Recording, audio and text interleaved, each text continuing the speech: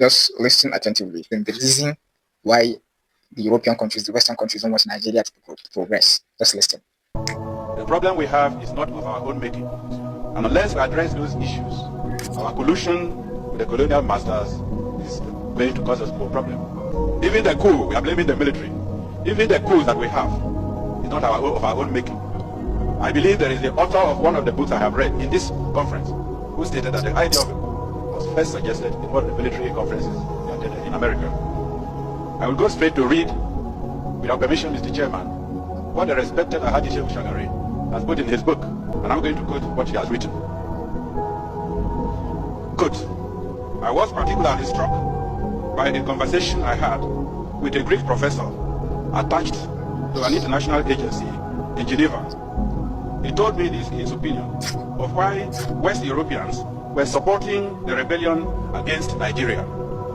It was, he said, common among Westerners to sympathize with the underdog in any dispute, which in this case happens to be the Eastern Igbo. But what was even more important to the West was that Nigeria was a potential rival power in Africa, a force which had to be checked before it becomes a threat to Western European interests on the continent. The Biafran challenge, accordingly, provided a suitable opportunity to trim Nigeria's growing wings. He said that according to certain estimates, Nigeria was sitting on a keg of oil, which, given a suitable condition, would make it so rich in just 10 years, that is by 1978, that Nigeria would not require any aid from Europe. Indeed, Nigeria would be in a position to assist other African countries, especially the poorer ones, and thus undermine an important basis on which European influence was exercised over them. I underline that. He did not therefore think that Europe would stand idly by and watch Nigeria become to Africa what the United Nations had become to Western Europe. The rebel enclave, on the other hand, could be encouraged to become a rich but small and manageable African country, which would still be dependent on the West, just as some small oil-rich Arab countries have been.